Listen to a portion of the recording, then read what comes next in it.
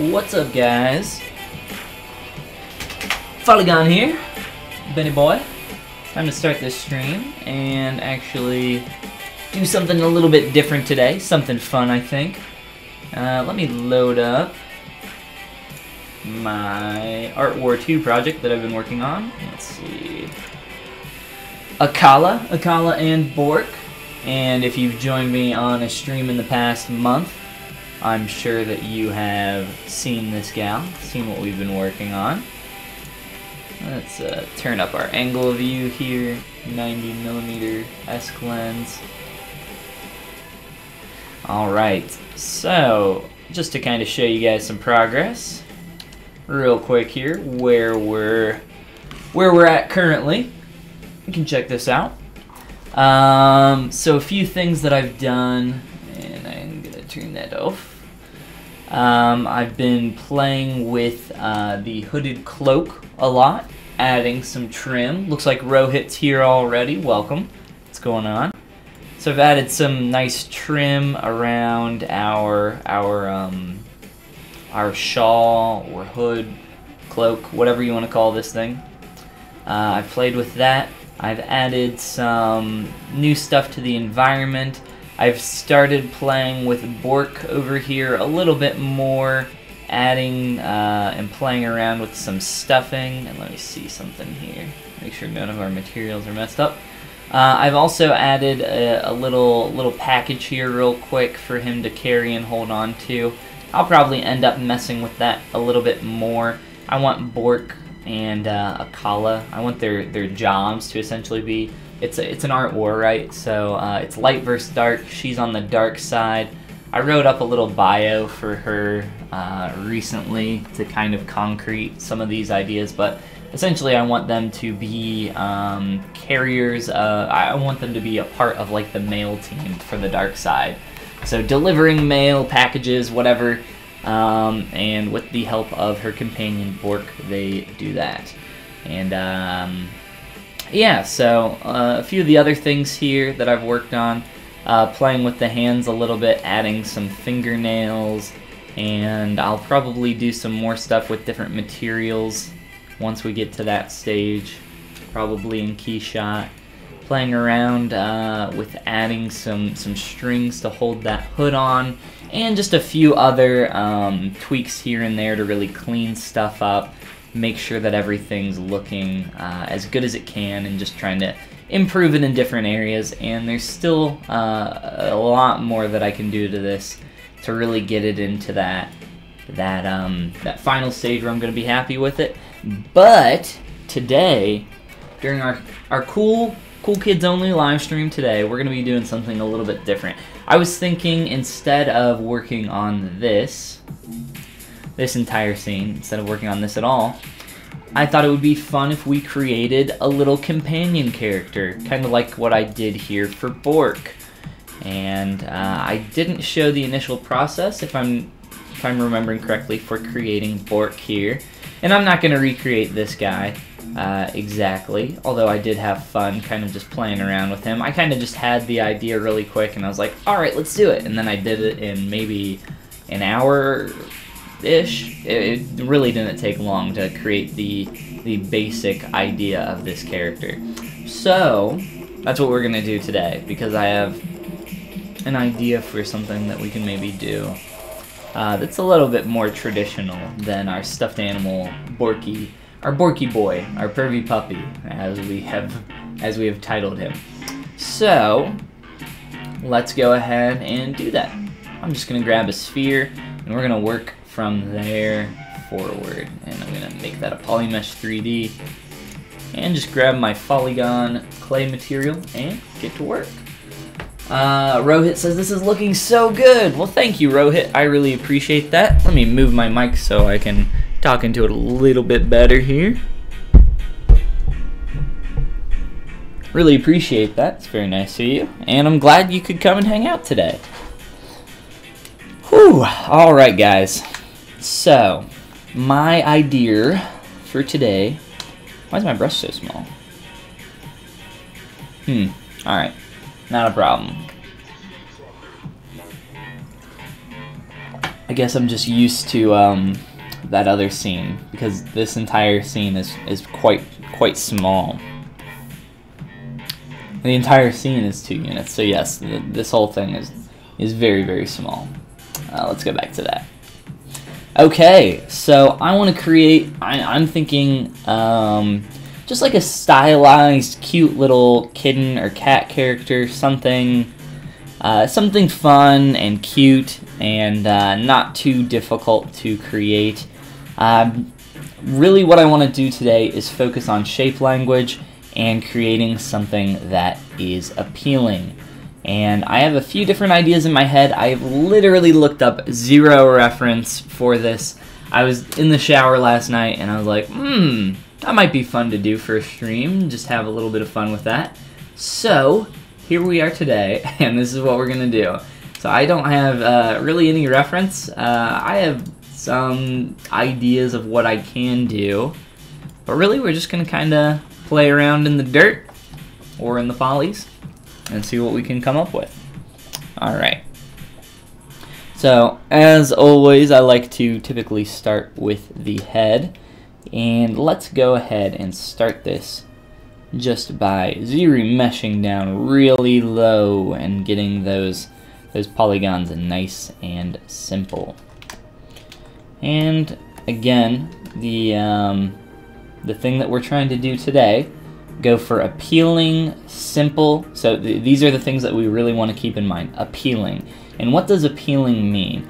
Appealing is really, you know, I've seen a lot of artists kind of define it in their own ways, but to me, appealing is just a good aesthetics, or the idea that you can look at it and say that you enjoy this character, you enjoy this environment, you enjoy the shape language, the colors, the composition.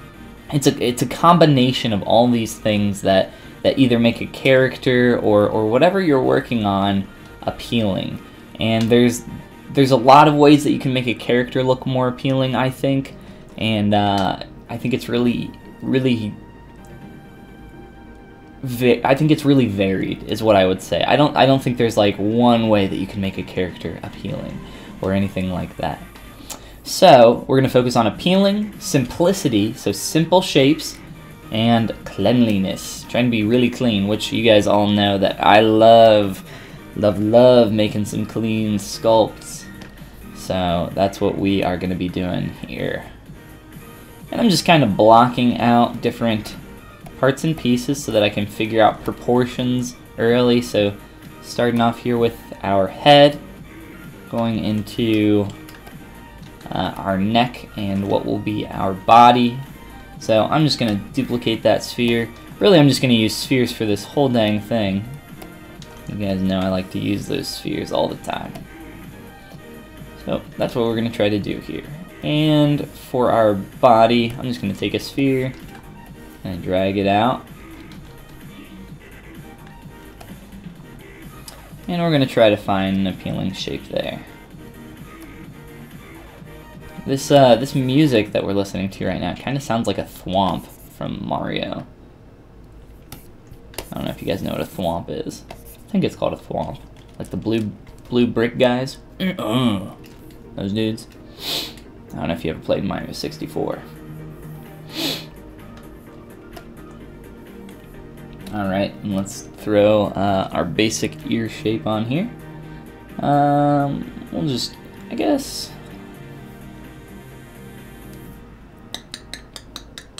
Let's do this. Let's initialize the cylinder.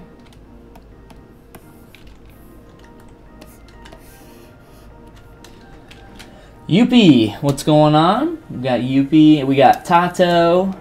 Everybody's here, all the cool kids at least. I'm doing great. No sound because you're at work. That's alright. You can just kind of watch me and try to read my lips as I say all the stupid things that I normally do. Alright, let's get some creasing on for our cylinder. And crease, crease, crease.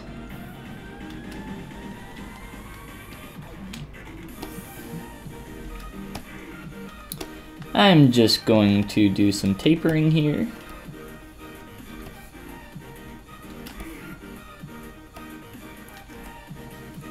That seriously sounds like a thwomp from Mario.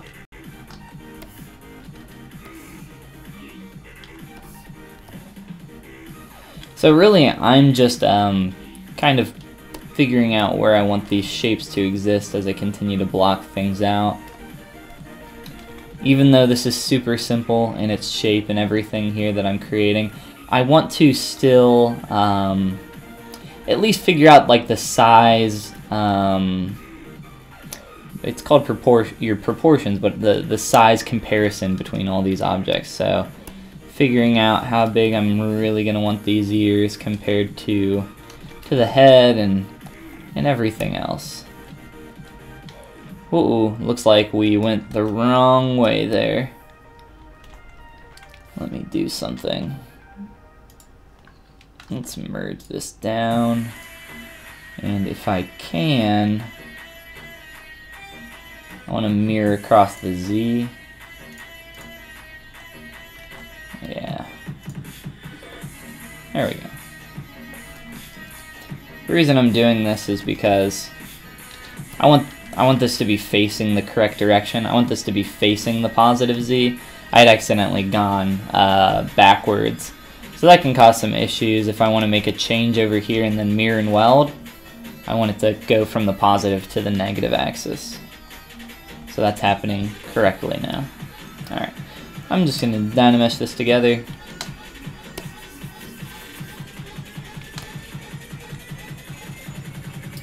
And let's see.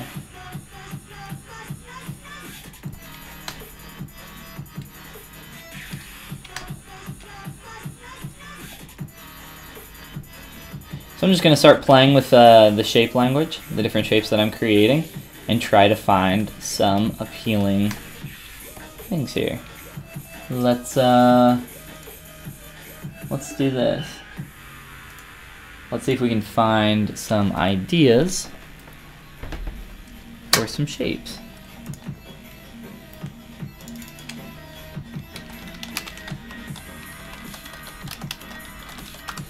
So like the arch of the back is what I'm thinking right now. We could do a fat cat, that'd be fun. Pretty much the pose that I had in mind was kind of curled up into a ball or something like that. Or maybe like the, you know, standard sitting cat pose, like so. Might work, might be fun. Either or, I think works great. When I'm looking for some real good art, what better place to check than ArtStation? And there's going to be a lot of junk on here, but we're just looking for something to give us an idea for shape language. Like I said, there's some Aristocats over, or is that? Yeah, it is Aristocats. So some Aristocats over there. Right now I'm just kind of looking at the shape of the body and trying to find some different ideas for that. So definitely more rounded here. This is a pretty cute kitten. We want to go more heavily stylized than that. A little bit closer to Aristocats, I think. And even more stylized than Aristocats. And simplify all these shapes down.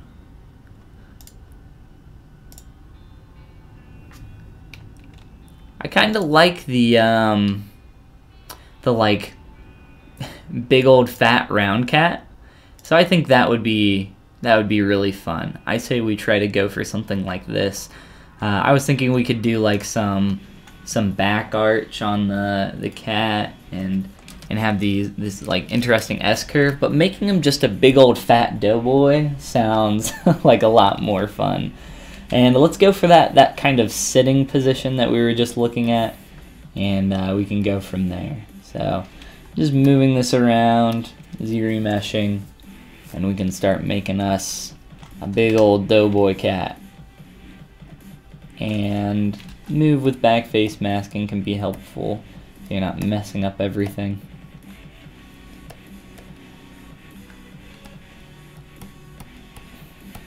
Just a big old dumpling. And what do we want to do with the neck? Do we just want to blend that neck straight in and just have it like that? I mean, or do we just give him like 10 necks? There's multiple neck rolls. We can play with that as well. So we're going more the Garfield route, kind of, in a way. Let's maybe look up some Garfield and see what his shape language is, because his I believe Garfield has a distinct separation between his head and his body, even though Garfield is very often seen bipedal.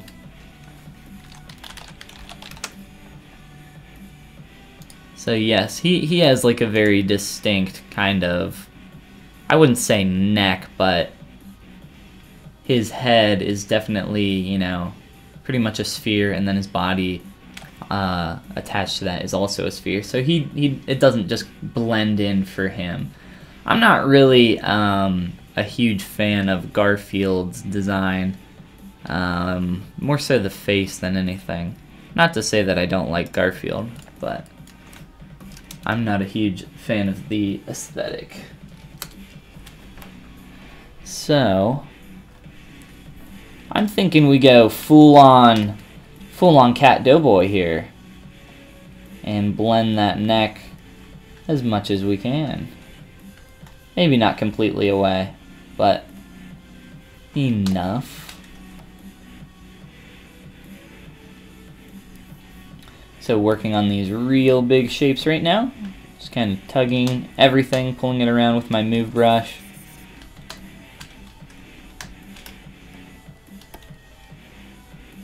And we can begin doing tail and legs and blocking in all that.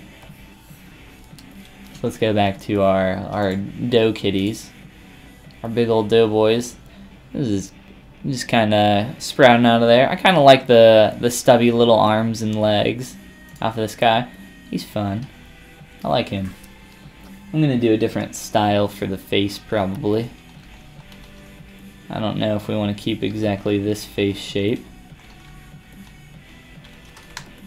Maybe a little bit taller.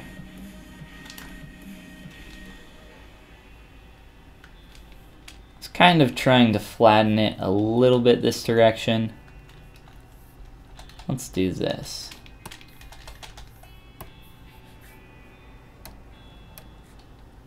We're just going to dynamesh these together and start working that way. So we can start smoothing between these and blending the shape. So you got to be careful when you create a combination like this, or you dynamesh some stuff together like what I just did there, because as soon as you start smoothing that out, the transition can start to, it's kind of hard to explain. You kind of have to experience it to know what I'm talking about here, but just the way that this is smoothing out there, you can see that it's really starting to change the shape transition here and kind of pull that transition out. So for me, really what I'm looking to do is fill in this crack a little bit using some trim brush to start to like bubble that out a little bit first and not make that concavity quite so tight. And then from there, I'll kind of start smoothing it out. So this is pretty much the exact way that, you know, I created the Bork character. I just started creating a really basic shape off of the body. I started with this kind of fat, big S curve that tapered down really quickly, and then, you know, I sliced it up and started creating the stitching and everything else and the separation there. So it's pretty much the same strategy here with these really big shapes that we're starting to create.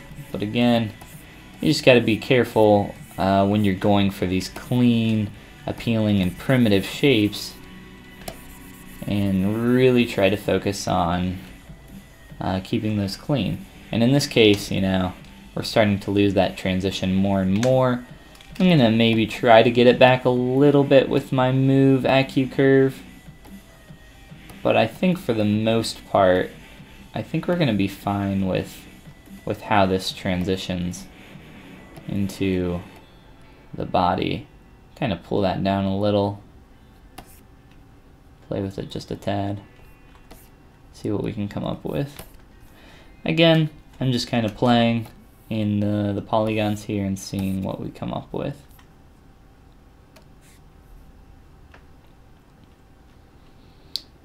And since I'm still trying to find that appealing basic shape, I'm just keeping the polygons as low as I possibly can, because I'm not worried about it. Looks like our Z-remesher, oh, it did go through. So, really primitive shapes. And I'm going to want this character to look like, he's kind of fat, so I want it to kind of all not spill out at the bottom, but kind of like, he's got some weight to him. He's got some gravity going on there.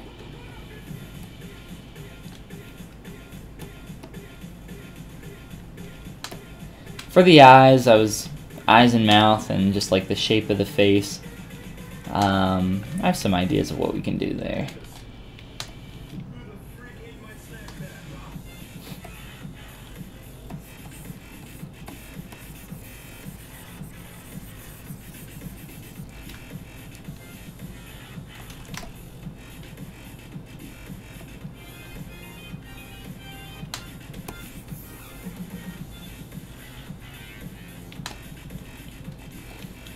So I'm thinking that maybe from the front view we can get this kind of tight transition between the neck and the chin of the cat, but for the most part here,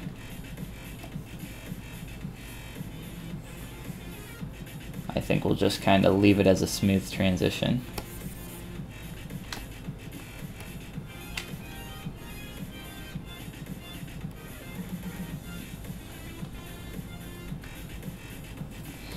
So I'm trying to make it seem like it's got some weight, some gravity to it, and then I can, from there, start adding in some arms and legs and starting to block out some of this stuff just to make sure that things kind of work together in a way that makes sense. So I am using the Curve Tube Snap Brush. I turned on as line there, and that gives me just a straight, or it should give me just a straight piece as long as I don't have snap on.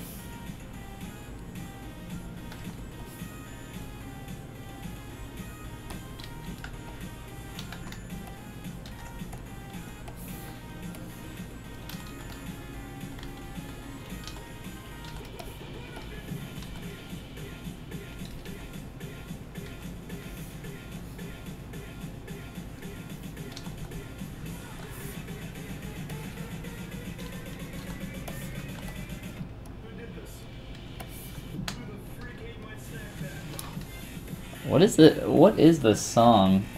I don't know if you guys can hear it. But it just keeps saying, "Who the freak ate my snack pack?" I don't know what that's a reference to.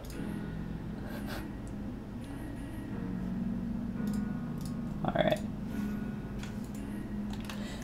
So for the arms and legs, I'm going to want to carry through this idea, this design element of, fat, lumpiness. So all the arms and legs are going to try to be a little bit stubby too. So we can kind of play around with that, figure out what that's going to look like. What I want to do is go from larger to smaller and try to taper that down a little bit as it goes to the paw, the bottom of the foot. Maybe do some like real tiny paws or something like that, just playing around with the ideas. But yeah, I don't know. I'm having fun working on something new. It's Friday after all, so getting to do something different and step away from our Akala character for a while. It's nice just to be able to even play around on something a little simple like this.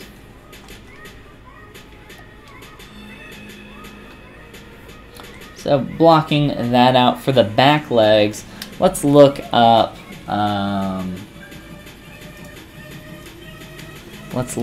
some back legs of cats, just so I can get the basic shape correct.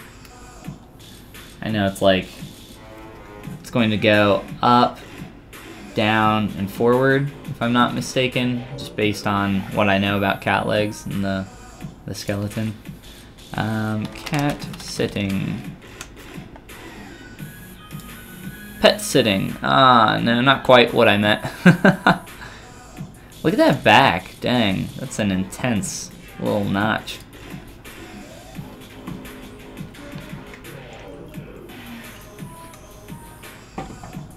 Might be better to look at a, oh my god. That is disturbing. That's a happy Friday right there. All of these. Oh my gosh. That's amazing. This is why the internet loves cats. They're just too cute and sometimes disturbing. What's that like Egyptian style naked cat? I can't remember what they're called.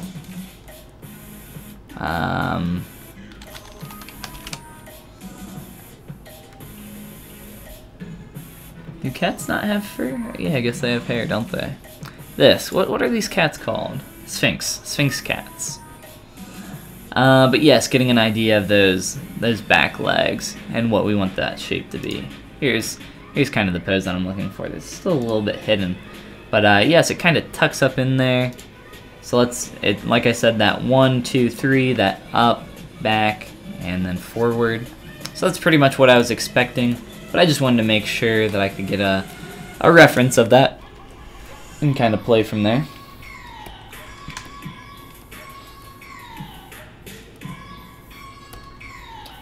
So we'll do the same thing. My pen keeps turning off, not working so well. So for this one, let's just start with an insert sphere, I guess. Pull up and delete that. Duplicate. I like to use spheres for most of the stuff that I do. And we can scale this in, I guess. Probably be easier to just do it this way real quick. Then pull down, duplicate again, and rotate forward. That's a basic idea of what we're looking for. Obviously our proportions aren't what we want quite yet. We'll get there though.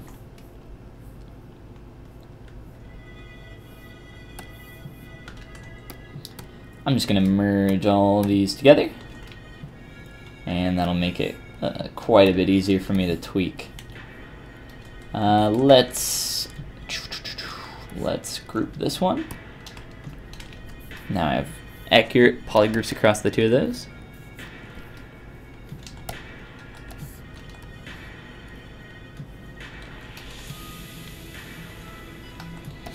Try to make that one a little bit more thin.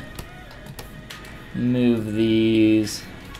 Try to find a good position.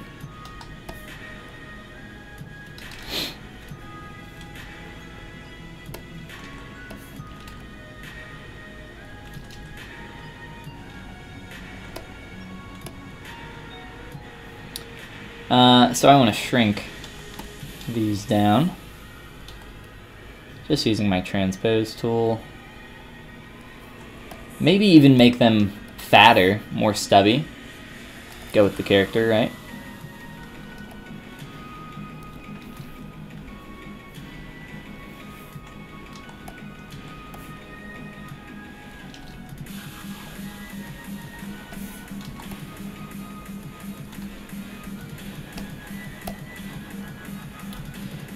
Let's see. I want to duplicate that.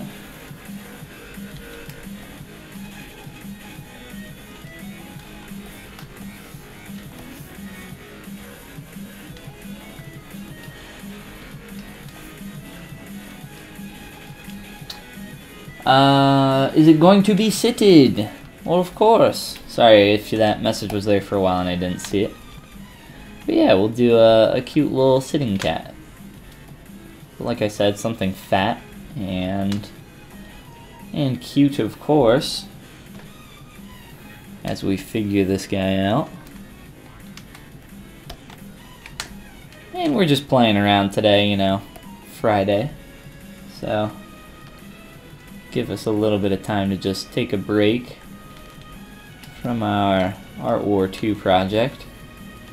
And who knows, maybe I create a companion that I like even more than Bork. That's not gonna happen. Bork's great.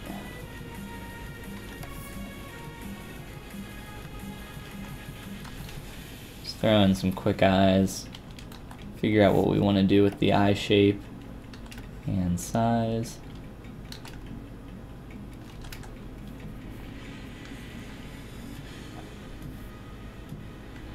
I was thinking some tall eyes, maybe not though.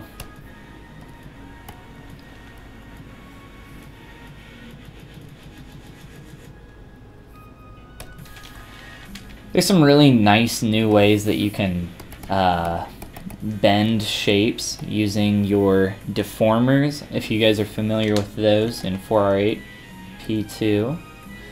But there's just some really nice new things that I use quite often for bending arcs, and there's actually one called the bend arc deformer. We come in here, the bend arc, bend curve. These are awesome. There's some really good stuff in there. This is pretty simple though, so I'm just going to kind of tweak it a little bit, play with it from there.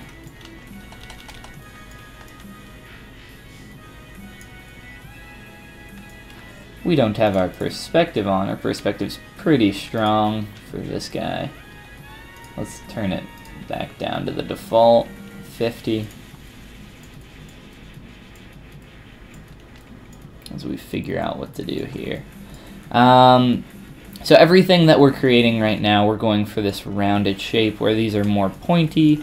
So all that means, at least to me right now, is that I want to kind of round out our ears. And it doesn't have to be, you know, perfectly round or anything, but just enough to keep the same shape language throughout this character, as we try to figure out what that is.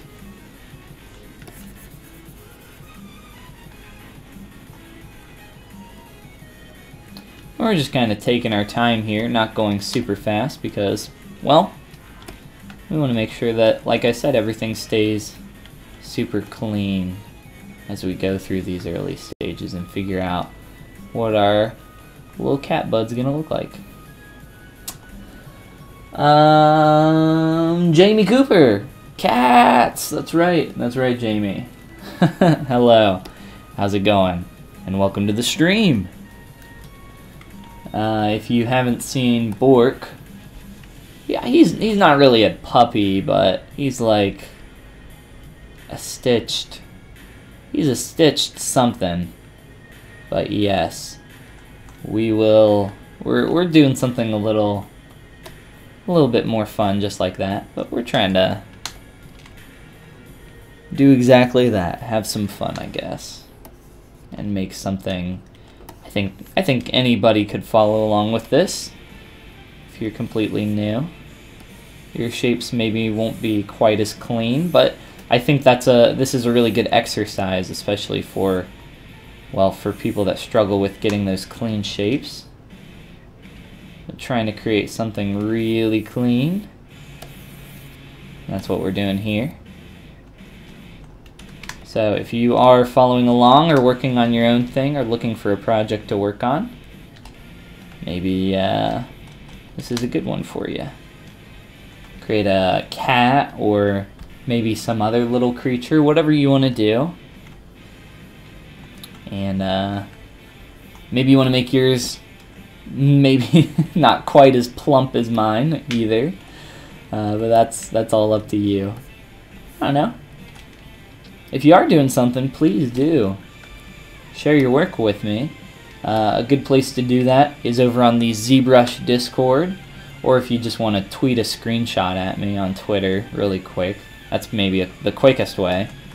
At Follygon on Twitter. Pretty much everywhere. At Follygon. He ain't got enough bulge Bulge. Bulge is a bad word. Let's not say bulge anymore. He doesn't have enough junk. Oh, that's worse. Enough fat, whatever. He needs to have more spilling out at the bottom. None of this sounds very good. We're supposed to go for appealing.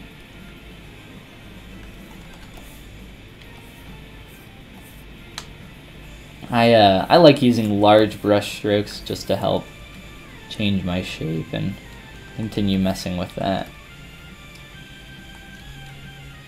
So I'm intentionally just flattening this on the bottom right now so that I can try smoothing it out at this low poly stage, just like this. And it starts to get a pretty good transition of what I'm looking for here at the bottom. I'm just kind of building up these shapes.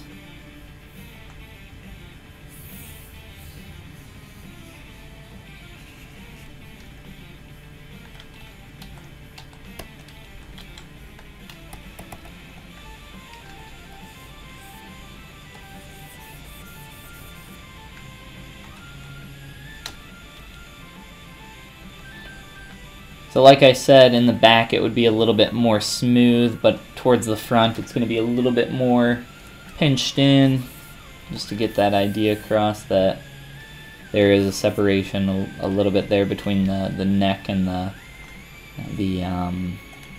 head there.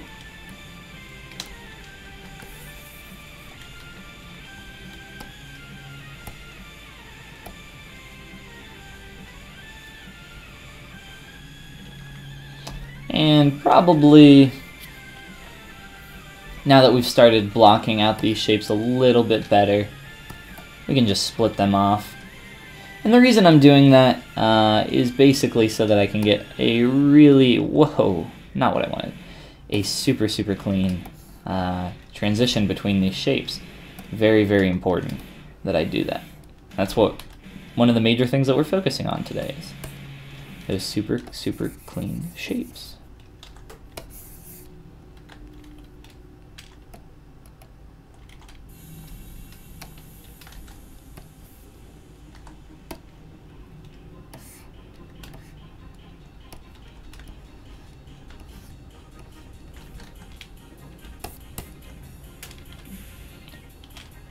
So I'm just kind of pulling up that geometry into each other so that there is no holes or gaps or anything like that.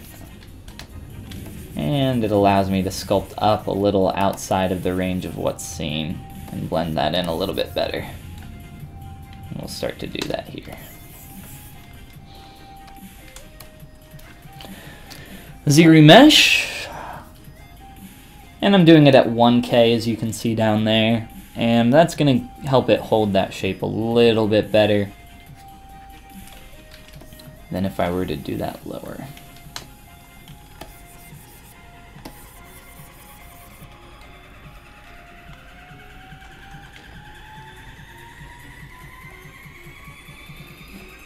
So I am currently looking at the line of the transition that I'm getting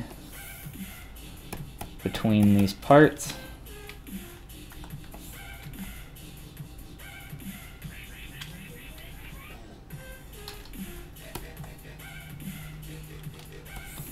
I'm not really happy with the silhouette right now.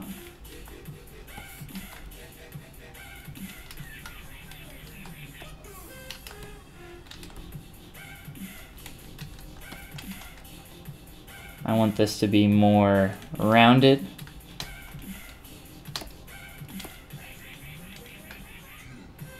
More spherical. We need a sphere cat.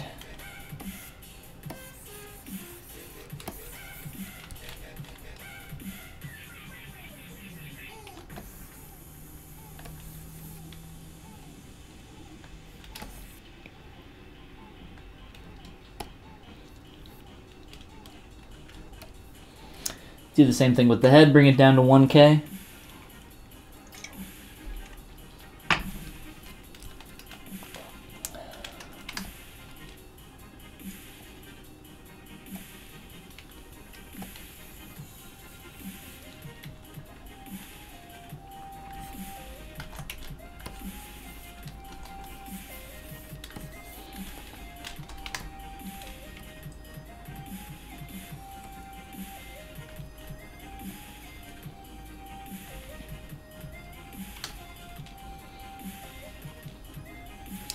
For the mouth, I think I'm gonna do the typical, you know, number 3 essential silhouette cat mouth. And I'll show you how we can do that here in a little bit too.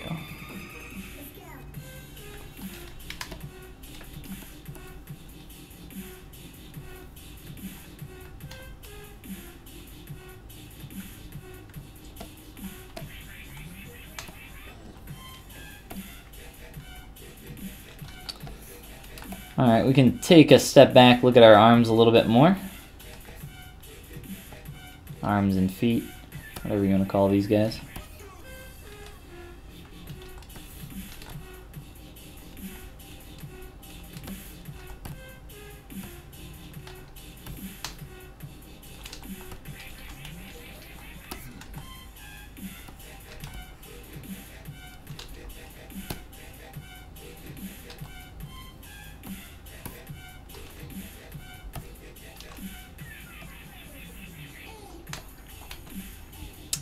I want to start merging these together a little bit.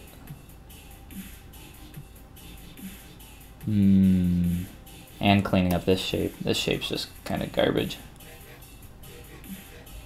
Figure out what to do with this.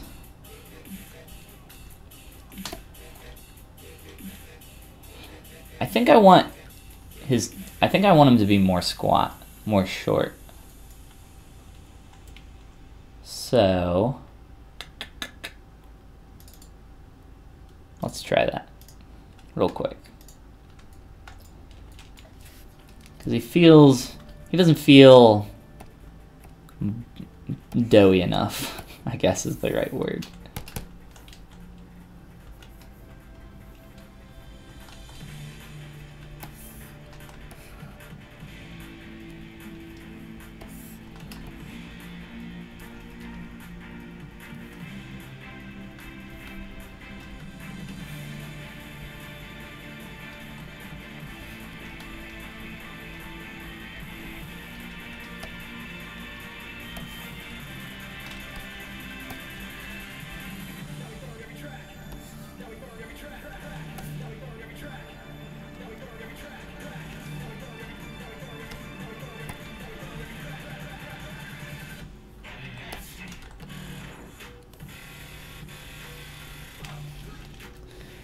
There we go. I think his body was a little bit too big.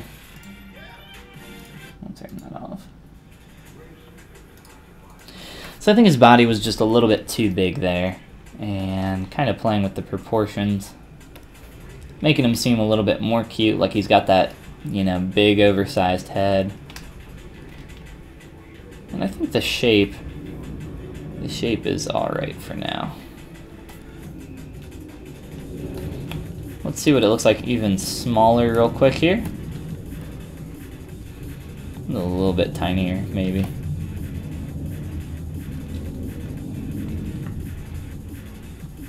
Yeah, let's do that.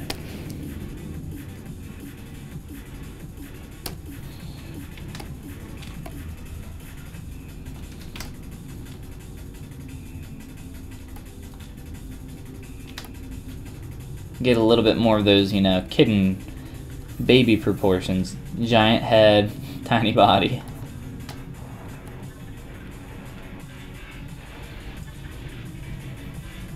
I think this will make our arms and legs work a little bit better as well too. Alright, and for the mouth, let's duplicate our head in case we want to roll back any previous version. So I was saying we could do, you know, the typical, I call it like the 3 mouth, if you guys know what I'm talking about. You probably do, but the, you know, the basic cat or dog or bear or a lot of mammals, quadrupedal animals have that type of mouth. A lot of cats have that mouth. And a lot of cute little illustrations have that mouth. You can go on back. Garfield has that mouth. You know, his is really big. He's got his little, you know, pasta eating grin on. There's another one. So I think that's, and there's like a hyper exaggerated version of that. This one's a little bit different. That one's unique. It's more of a V. But of course, you know, we have to represent this in three dimensions, with 3D forms. So it's not quite as simple as, you know, making a couple lines here and there. And we could do that. We absolutely could, and have it represent that. And I think that's fine. I don't think there's anything wrong with doing that. I just want to take it a little bit further. And I think I want to play around with doing something larger, like Garfield's mouth, but not quite Garfield's mouth, because I don't like Garfield's mouth, like I said. But something, we'll try to find a shape here that we like.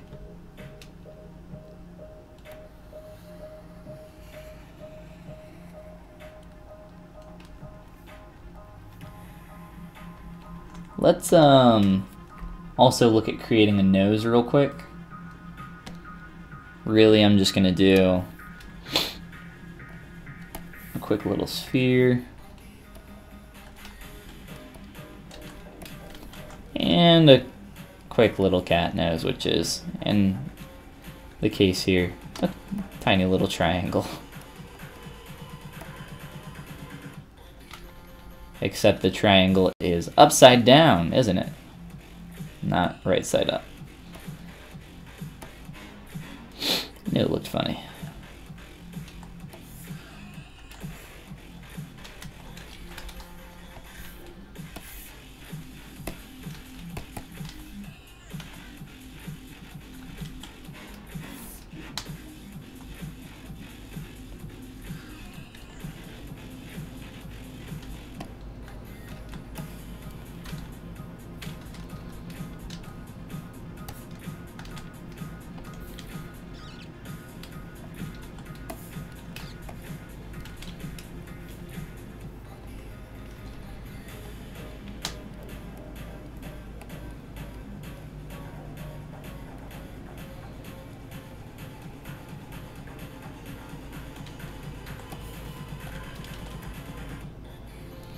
Now with everything, you know, we have to find these simplistic shapes that really bring the character together.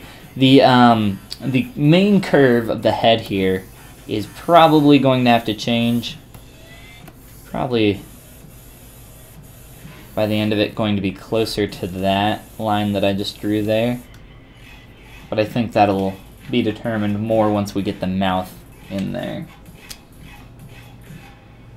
What is the better site for work in progress feedback? I don't know. I think there's a lot. Post your work to as many places as you can, and you know, like I always say, be intentional with the critique that you're seeking and going for. How is your progress for the Art War 2 character? You can see that here. Today we're taking a little bit of break on the stream and just kind of playing around and doing something fun. Doing a little extra companion character, not for our Art War 2 competition. I know the stream is still labeled that right now, but I haven't bothered to change it. That's my fault. But yeah, I had a lot of fun making the character here, Bork, and that's his name. Or as some have labeled him, the pervy puppy. But we will continue back on this probably in the next stream, maybe. And I'm, you know, constantly working on this.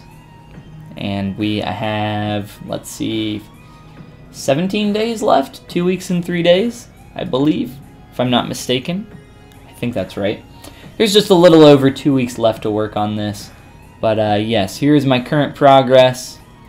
Everything that we got going on with our Art War 2 character, Akala and Bork, the messengers of the dark side. Let's go on back to our kitty. Kitteroo. Is it a pet? You could say that. It's Friday, so we're taking a break from our Art War 2 stream and just making something fun. I thought it would be fun to focus on, what did I say?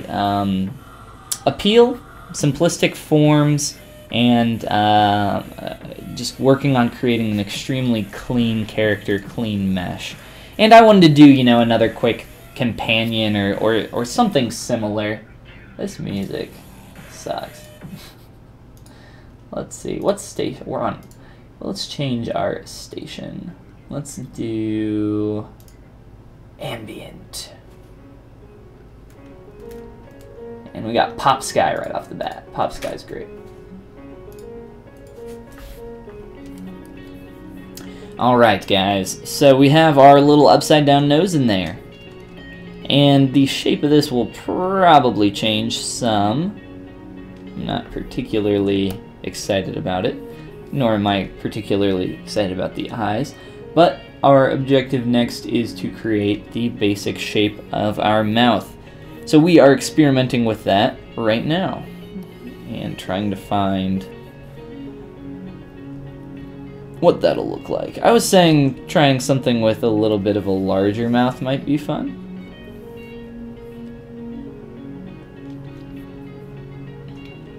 Seeing what we can create there.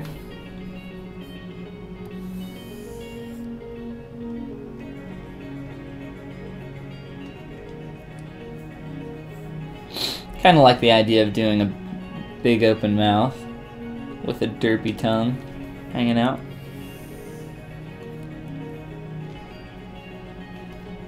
Big old stupid cat. He's already quite fat.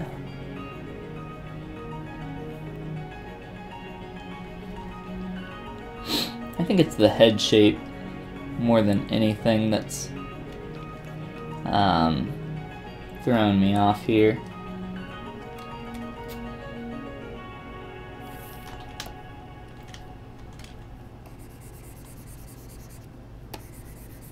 Let's play around with our head shape a little bit. I'm saying simplistic, but that doesn't mean that we can't have secondary forms in here begin to build up.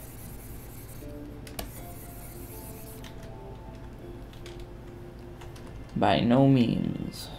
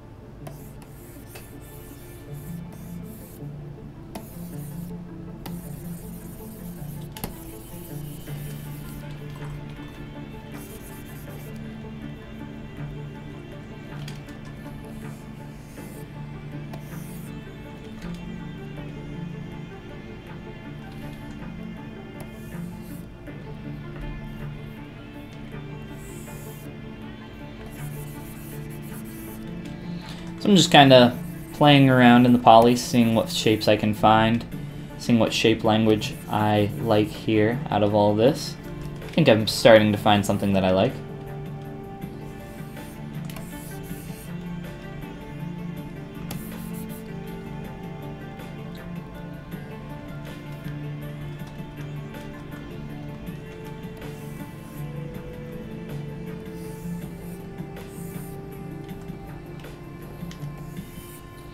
I think this is kind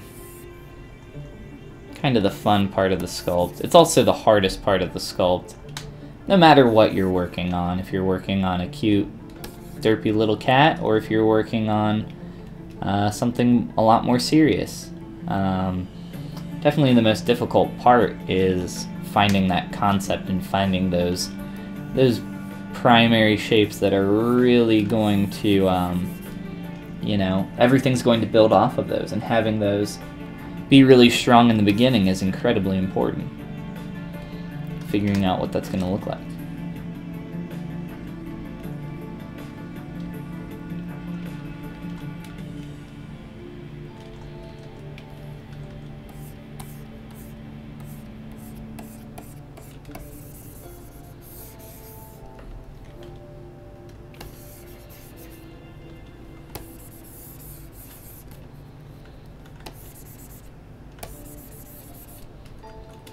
And actually, this is fairly close to the silhouette that I said we were probably going to go with later after we created the mouth.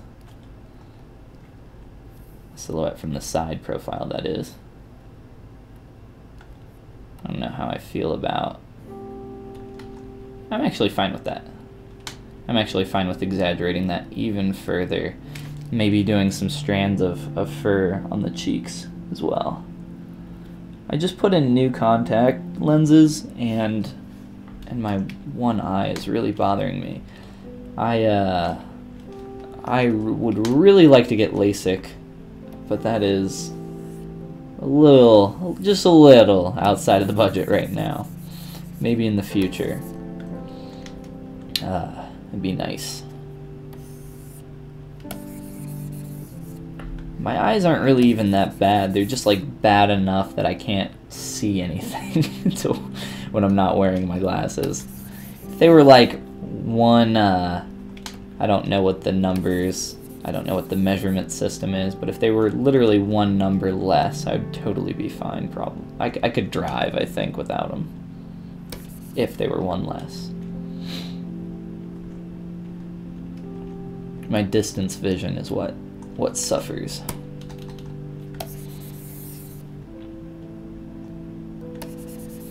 Alright, so kind of simplifying that head shape quite a bit, but just kind of cleaning it up right now.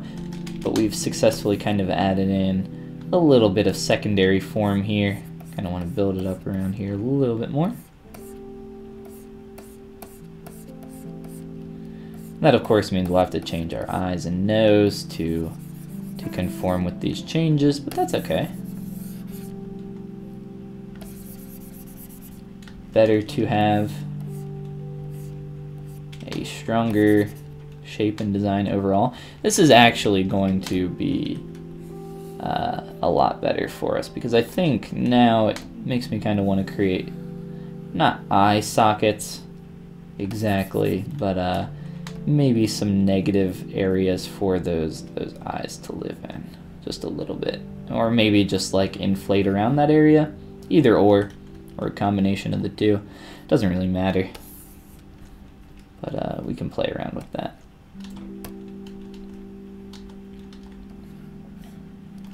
Just like a little push in and remeshing and cleaning that up, doing some pinching. So our shapes are getting more complicated, that's for sure. But we're still keeping that clean, simplistic shape. And you know, this mesh that I just pushed in, of course that's incredibly dirty from the way that I did that. But that's not a big deal. That's not difficult to clean up. Not at all. But we don't want to go too crazy. We want to retain that shape.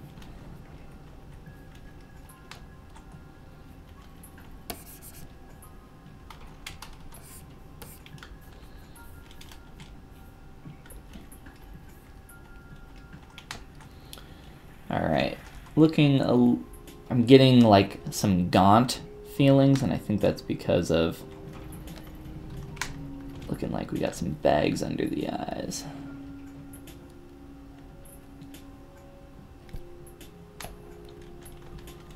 So what I would like to do at this point, delete my subdivision levels.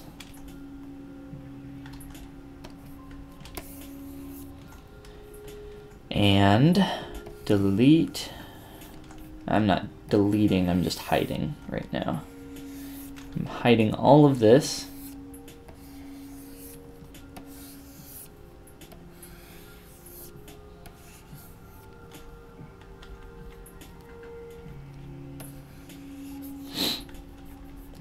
masking it off, poly grouping it.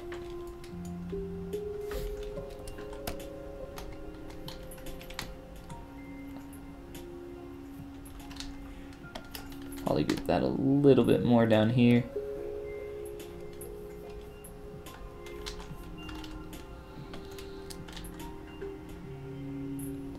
Might not be clean enough, might not have enough polys there. We'll try it though. I'm gonna try to Z-remesh this with keep groups on, get an edge loop there.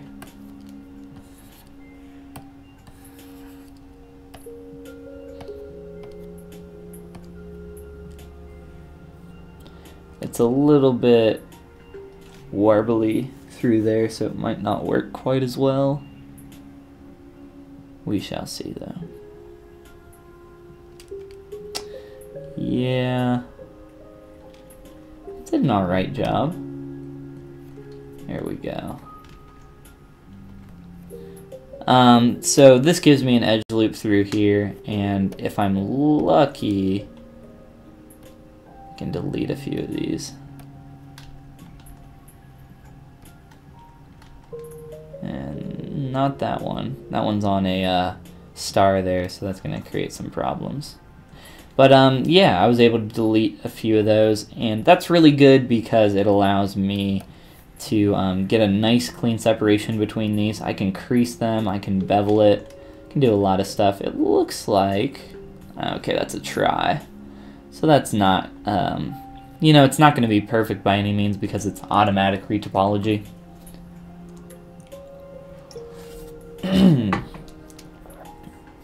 But it's a lot better than what we had before.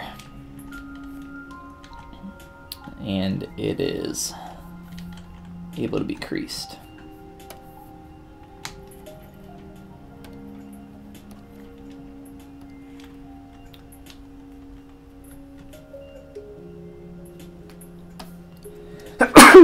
Whew, scoozy.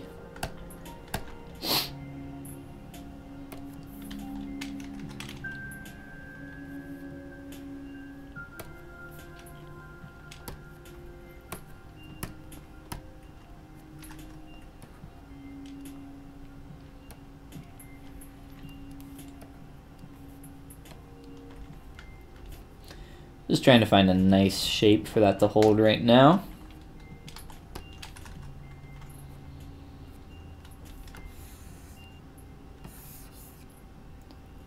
And do a little bit of cleanup here.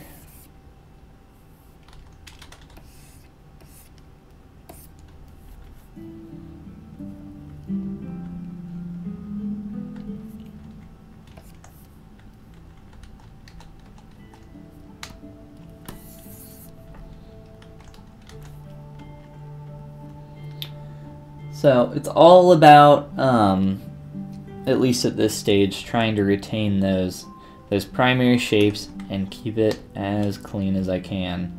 And you know, when I make those changes where I'm pushing in the eyes and doing that kind of stuff, if I step back and show you guys that, it's not a huge worry, especially when it looks, you know, as dirty as it did 5 minutes ago. It's not hard to get that back to where it was and clean it up and get it really nice. Just takes a little bit of time. And in our case, not much time right now.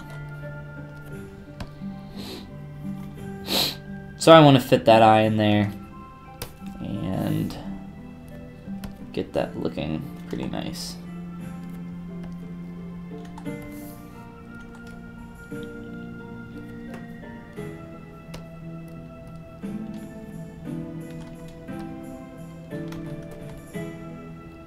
I'm just using my transpose tool to kind of position this a little bit. And a large move brush to fit that basic shape.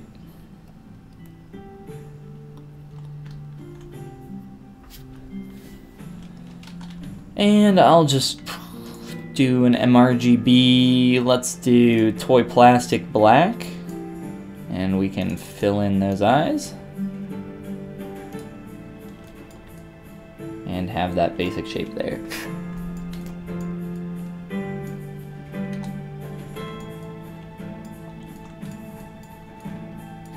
And we don't have to do that. We can do white, or we can just leave them untextured or not have a material on them at all. Essentially, I just want to see what they look like in there, get an idea. Let's find our nose. Re-pull that back out.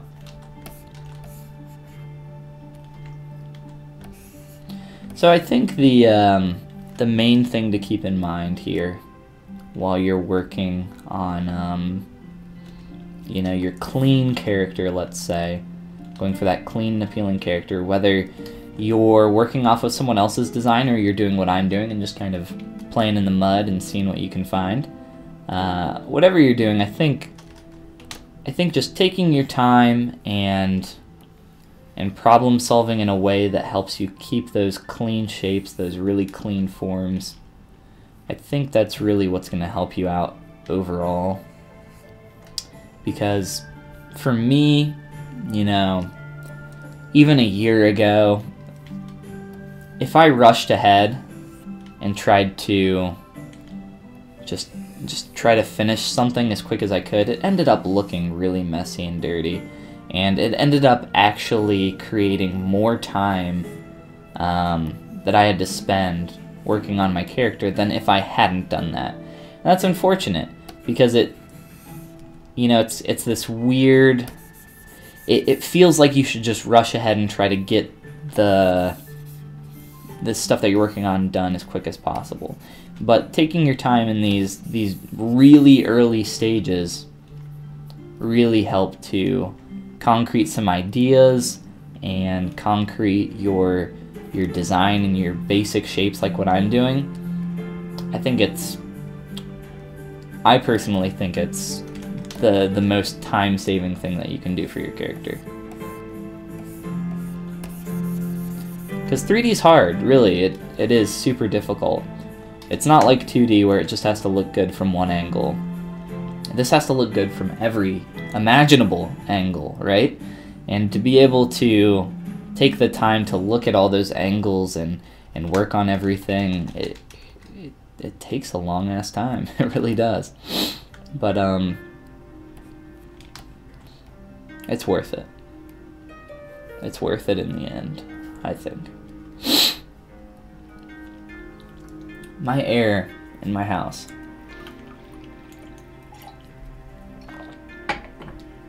is so damn dry, it's killing me, literally.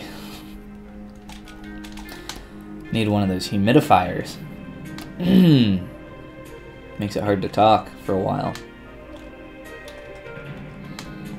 So I'm picking up on a little bit of concave surface right here. I want to get rid of that.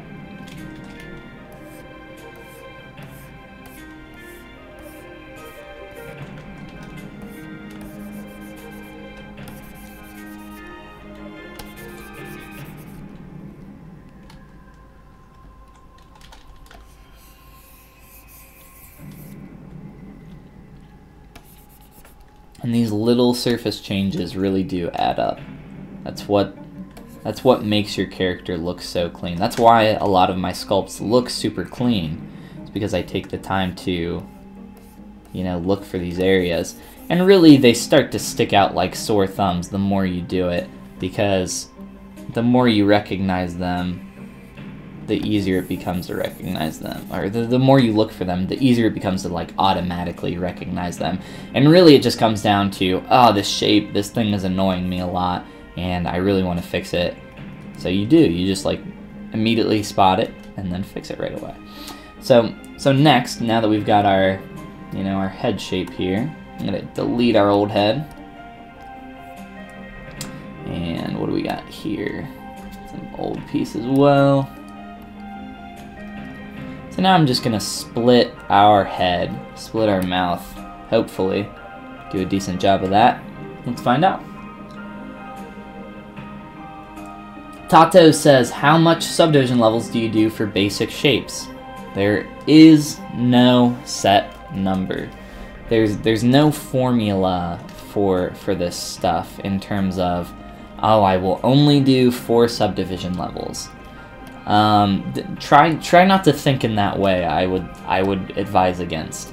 So like these ears up here right now, they have 5 subdivision levels, 8,000 polygons. That doesn't matter though. That doesn't mean anything to me. The numbers and the technical aspects of it mean nothing. Those are just a means and a tool to an end, which is the shape that I am attempting to create. So for me, as I'm trying to sculpt these ears and find the shape that I'm creating, how many polygons do I need to get that shape? And that's the only question and the only thing that matters. So I'm going to attempt to push this in, and okay, well it's a little, it's starting to fractal and it's not quite as clean as I want. Well, this is still a really basic shape, but I'm just going to throw in a couple more subdivs real quick, and then hopefully, I can get a little bit of a cleaner shape out of that. And I will be able to, because I know that if I have more polygons, it'll be more clean as I push that in. And look at that, it is. So nice and clean there, and then I can turn that off and maybe do a quick little Dynamesh on it. And I just went from 7 subdivision levels, 130,000 polys. I just Dynameshed at a level that I thought would be okay, and it doesn't matter. I'm not thinking about that stuff, and you'll start to not think about that quite as much too as you continue to work. And like I said, it's all just about your tool set that you have and problem solving to find out what you need. Eventually, I won't say that the ZBrush user interface disappears as you work, but it's almost like the user interface disappears. It's almost like it doesn't matter anymore. You're not working in ZBrush. And that's why I really advise against looking up stuff like, how do I sculpt an ear in ZBrush?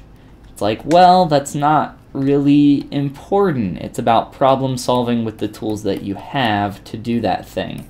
And the reason that is because as you continue to work, that user interface does somewhat start to disappear. It starts to become not like mind meldy in a way, but somewhat. It's very transferable, and that in terms of what you're doing here and what you could be doing in another program.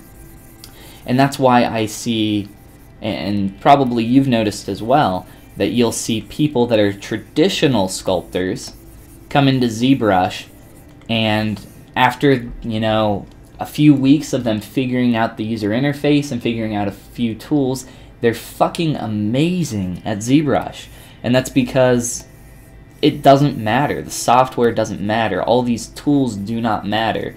It's really about your artistic ability, which is completely separate from the software. It astounds me that I have all these hotkeys that I'm using right now behind the scenes to switch my brushes and do all these different things, and really I don't even think of them anymore. I just know what each keystroke does, and it gives me a different tool and it allows me to use that, and that's all that matters. And that's why I can work like this without my UI up and be totally fine. But every once in a while, I'm going to need to go in and grab a particular tool or something like that. But that's what I want people that are new to ZBrush to realize, is that the tools don't really matter. They really don't. It's about figuring out a few of the basic tools to get a really good understanding of the tool set, and then from there you can kind of develop and iterate on those different things and problem solve with those different tools that you have. So how many subdivision levels are in something, for primitive shape? Literally whatever it takes to get that shape that I want, that primitive form. So for these ears right now, I think they're a little over 100,000 polys.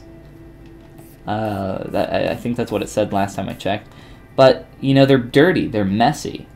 And right now I'm literally just making these changes so that I can get to a point where I can ZRemesh these and get a very clean shape. I'm trying to right now.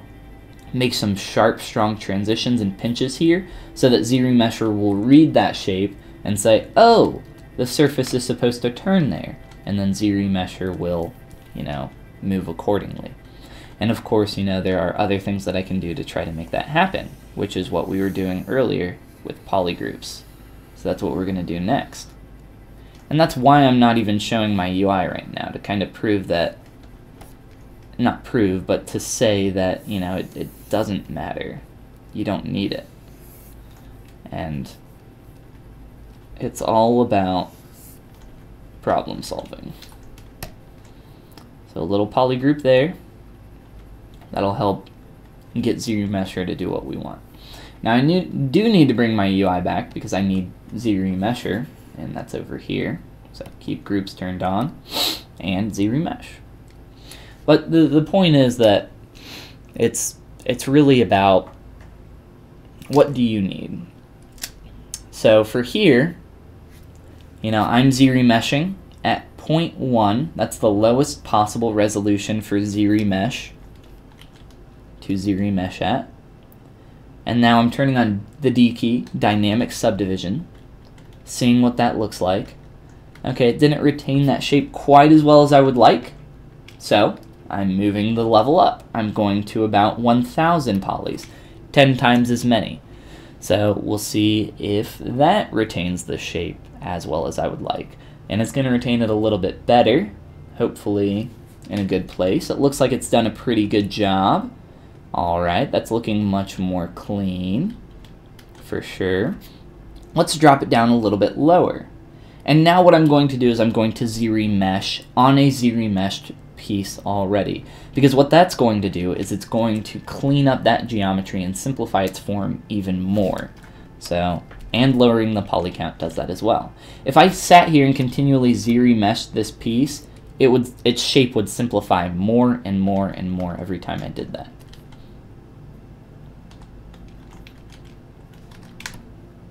So right now we're at 2,000 polys, or about 1K for each ear. And that's great. That works fine.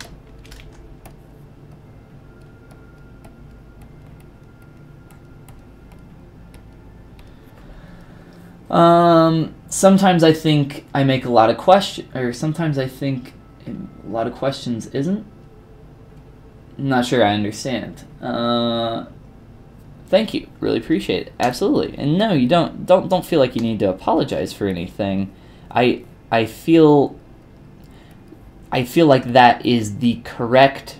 I feel like that is the natural question to ask. These are natural questions to ask because, you know, I was at that point as well when I was, you know, fairly new to this whole thing. And the truth is, you know, as cliche as it sounds, you don't know what you don't know. And I don't know what I don't know, right? There's no way. You might know a few of the things. You might know about a few of the things that you don't know, but in truth, you don't understand them, and that's why you don't know them. That sounded a little circular in thinking, but that's the truth of the matter, and that's why I was, you know, so intent on creating, creating my how-to ZBrush course. The how-to ZBrush course that I made, and the YouTube videos are absolutely free on my YouTube channel, and I made them with the intent of helping people that had those types of questions in the early stages, and even the beginner to intermediate stages of learning how to digitally sculpt, because I was there at one point, and you know, I know what it's like to be struggling, and I still struggle as an artist, absolutely, but I know what it's like to be in those early stages, and I was there and I got past it. And hell, if I can get past those early stages and get to a place where, you know, I know the toolset really well and I'm beginning to problem solve and do all these things, if I can do that, then you can do it 10 times better than I can. I went from knowing absolutely zero about art to, you know, jumping headlong into ZBrush like an idiot and trying to become an artist. And for a long time, it was really hard for me to call myself an artist. It was really difficult. It just felt weird. But now I'm totally fine with it. I'll say I'm an artist, sure. But, you know, that's why I made that. And like I said, that those ZBrush videos are completely free on my YouTube channel. You can go watch them. The paid version that's on my Gumroad that I just pulled up, that is for people that want to download the entire video series all in a single video. No advertisements, no plugs to my Patreon, nothing like that. As well as this costs $9, and it includes my brushes, my materials, and my female base mesh, which are all $3, which adds up to, if you're good at math, 3 times 3, $9. So the videos are actually still free. It just includes my 3 primary things that I sell on my Gumroad. So that's why I package that all up, is because I think it's a good kind of starter pack, and it also, you know, makes the videos a nice accessible thing for people. But yeah, I don't know. Don't apologize. Absolutely. I think that's a very natural line of thinking, and what I'm suggesting is a fairly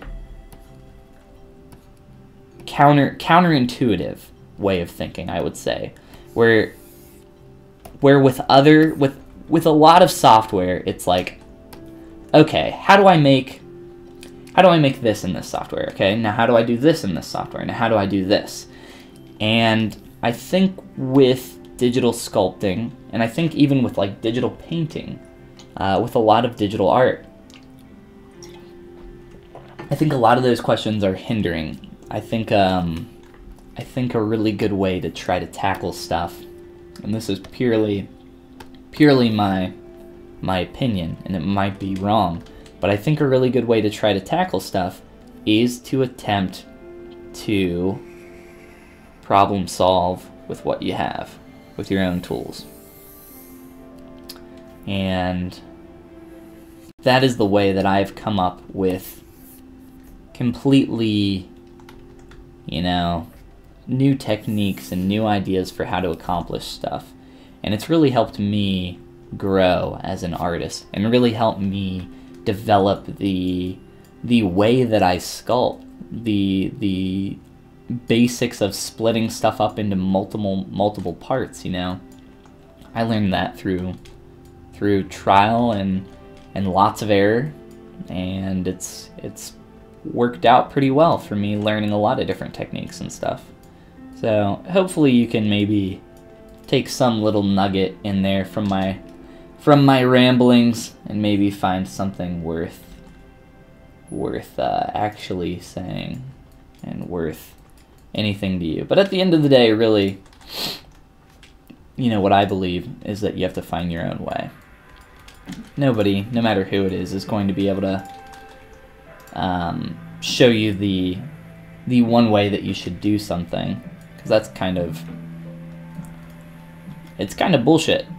If anybody tells you that, you know, they have the way to do a thing, it's typically wrong. It's their way that they do it, and that's fine. There's nothing wrong with that. But their way doesn't necessarily work for you, and it probably won't work for you, is what I would say. Turn on perspective there. That's awesome. I'll keep that in mind. Absolutely. Whew. Ben is cold. It's pretty cold out today. Let's see what's going on here real quick. It's supposed to get warmer. I live in Cincinnati, Ohio, and if you know anything about Cincinnati, Ohio, it's that the weather is bipolar here. So one day it'll be plus or minus 20 or 30 degrees. It has been anywhere, so I'm in the US, so Fahrenheit, I don't know where you guys are from, everybody that's watching. I know that there are people from all over the world that tune in, but I'm in Fahrenheit, and just yesterday it was below 30 degrees Fahrenheit, which is freezing, and today it's getting up to 50 degrees Fahrenheit. And like 50 degrees Fahrenheit is, you know, pants and a sweatshirt weather. But below 30 degrees Fahrenheit is like winter jacket, freezing your butt off, cold. And that's just how it is in Cincinnati, Ohio. I think it was last month or the month before, so January or December, it was 65 degrees Fahrenheit one day, and then 2 days later it was close to it was like below 10 degrees Fahrenheit. It was like close to zero. It doesn't even make sense. The weather here is just crazy. If I could do anything about that, that's why, one of the reasons why I would like to live almost anywhere else, just because of the weather here is so ridiculous. You get super hot summers, freezing cold winters. But I guess there's some variation, so I guess that's nice. It's a good thing. That's about it though. My nose is kind of clipping into my upper lip. It doesn't really make much sense. I should probably do something about that. So let's just try moving the nose real quick. Move that up.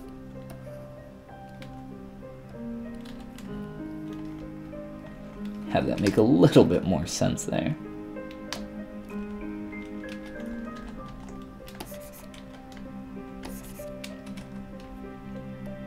Try to tweak that shape.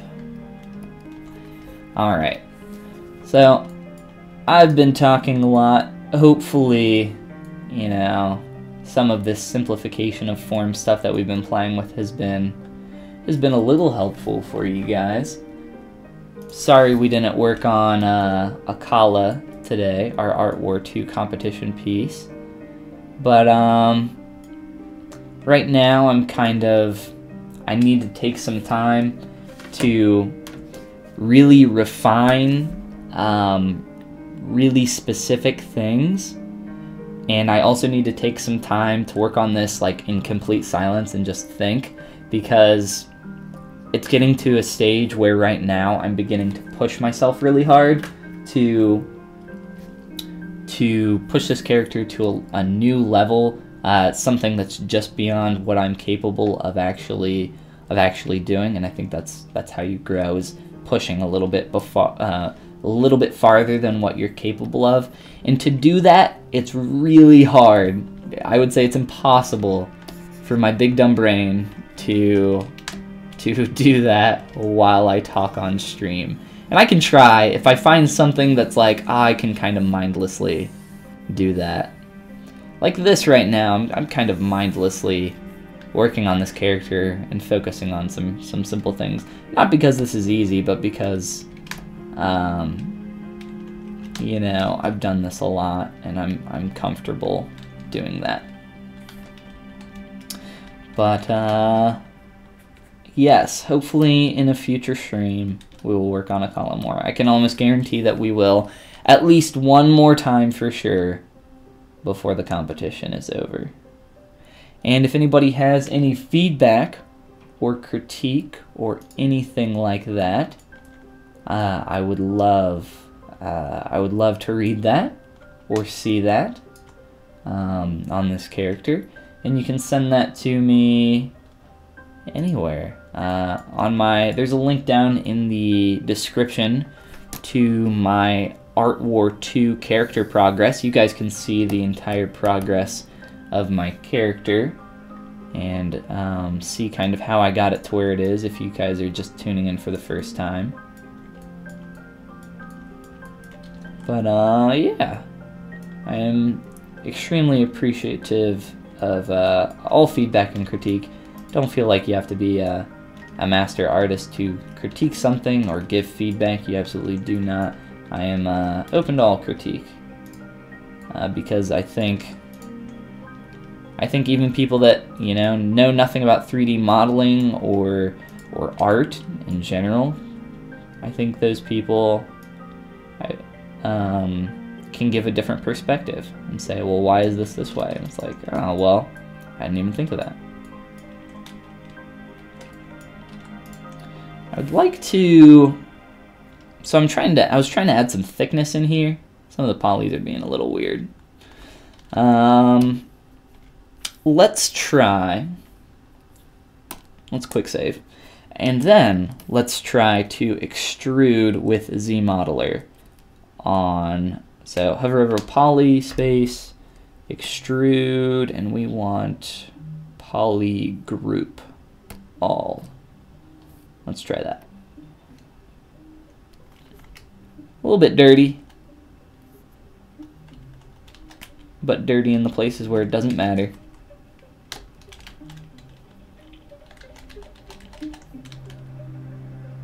So just trying to give a little bit of thickness there, and then we can clean up our shape.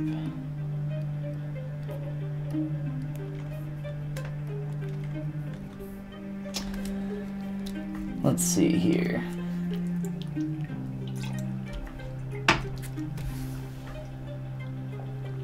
Checking the time real quick. Alright.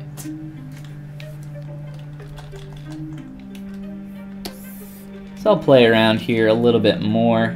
And then I gotta bounce, but like I said, hopefully some of this has been informative and helpful in a way, as we kind of play with primary shapes, trying to keep stuff super clean. Was our intention during this sculpt. Maybe we can add some quick color to this guy. I don't think so though. I don't like to add color until I'm really feeling comfortable with a lot of the shapes that I'm building up. And that's because I want to be able to see my primary forms, my primary shapes as best as I can. You start to lose that stuff as you add color on there, because it starts to hide a lot of your mistakes. And that's not something that I particularly like. I want to be able to see the mistakes, because I want to be able to clean up all that geo. So like even something like this, I want to clean up that transition. And these are the little things that really do add up over time.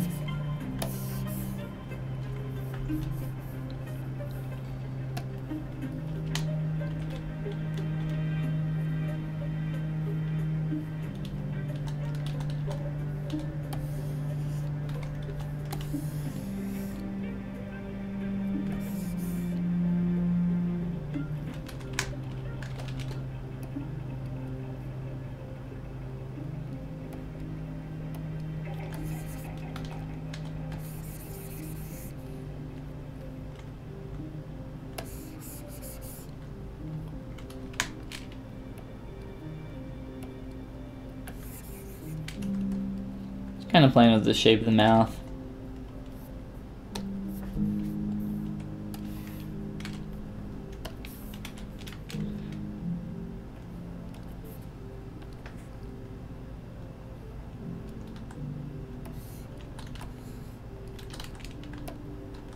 Maybe add a quick little tongue in there.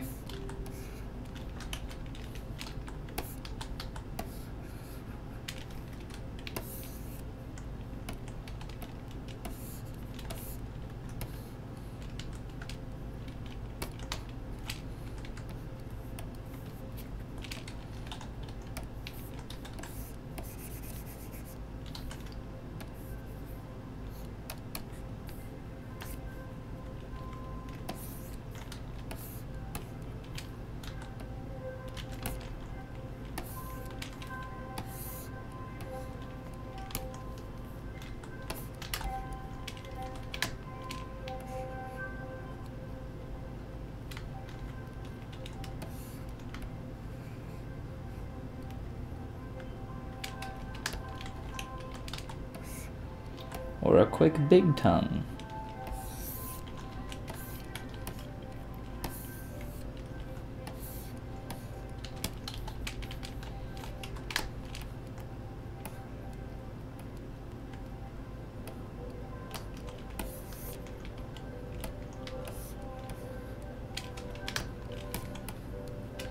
What good is a derpy fat cat without a tongue?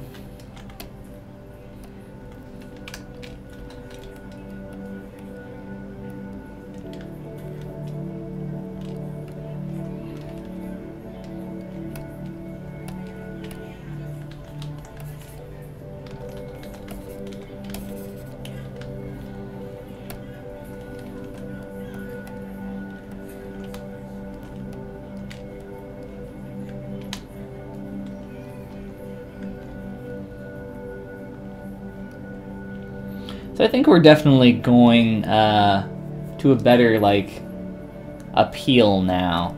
I definitely like the face a lot more than what we were kind of aiming for in the beginning. I think getting those secondary shapes in there really has helped the character come to life a little bit more, and definitely feels more appealing now, more so than before. I think we have an interesting kind of head shape going on here. I'll probably clean up around these areas a little bit more, try to find that appeal there. Make sure that that's not, you know, all warbly up there and messy. We like to keep stuff clean. That's what we were focusing on, is clean shapes. And for the body, I would probably take some time to just actually combine these parts and pieces. Really try to carry the design of kind of the fat stoutness of this character, a little stocky, a little bit more kitten in proportions. So right now I'm just kind of using a back face mask. What I said I wanted to do was take these shapes, these forms, and then taper them down really small into the paws at the bottom. So that's kind of what I would play around with here. I'm just tapering those. And just playing with that. Nothing too crazy. For the back legs, the same thing. But, you know, of course we would want to combine these in some form or fashion. So we can maybe do that real quick here. And what I would like to do is a little bit of a trick that I like to do here. I'll duplicate a piece, hidden. So I have this piece here, which is both, and then this one, which is just one. And then what I like to do is combine those two pieces, combine that geometry, and then work on the transition between those two pieces, like so. And let's try ZBrush here. Keep groups.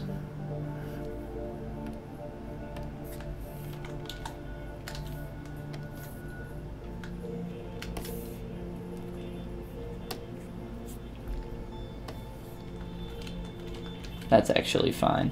But then from there, what I would do is then combine this secondary piece, but I think it's going to be just fine without it. And then our back legs here, and just kind of attach those.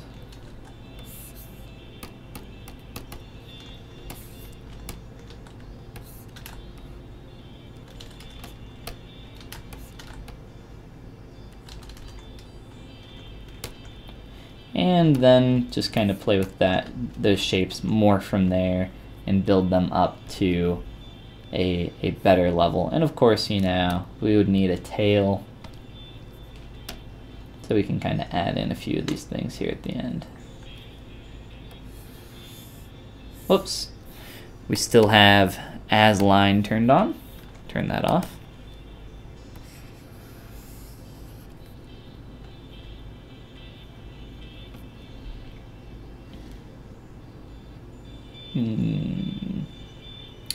Not what I wanted.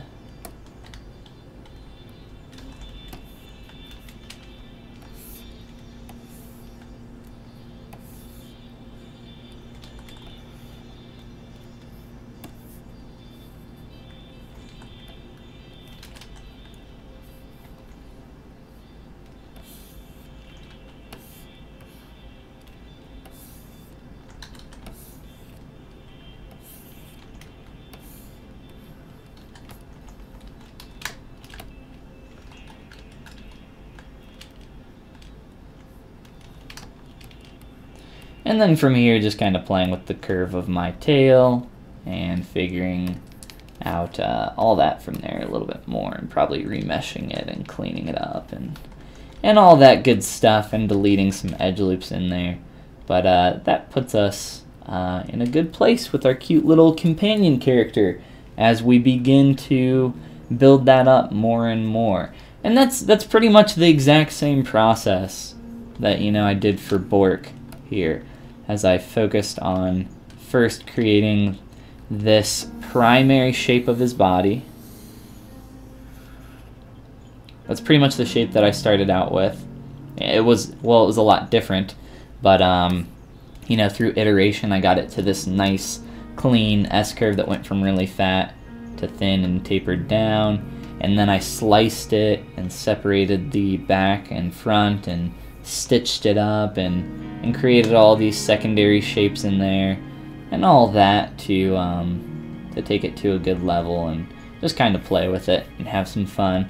I didn't have, you know, this exactly pictured in my head when I made him, but it was more similar to what we're doing kind of with our cat character, where it was experimentation and playing in the mud and playing with the polys until we found something that we enjoyed and found some appealing shapes and kept everything really clean and got to a good place. And it takes iteration and time to do that, but I think even with this character we could get there. This was more of just, you know, a break from the continued work on Akala for our stream on Friday.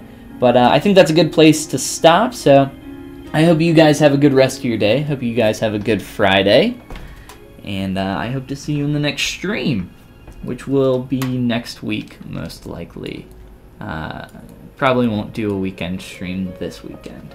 But if you guys are around and you see me streaming, do come and hang out. Click that subscribe button to be notified of future streams. And if you guys are interested in any of my stuff, social media, blah, blah, blah, it's all down in the description for you guys to check out. So, again, hope you guys have a great rest of your day, and I will see you in the next stream. See you later, Tato, and everybody else that's hanging out. And who else? Who else did we have? We had Tato, Slazhini? I'm not saying that right. I know I'm not. And Yuppie, who can't turn on their sound because they're at work, shouldn't be watching at work. Rohit, and all the other creepers that refuse to talk in the chat. You know who you are. Alright, you guys have a great day. I'll see you later.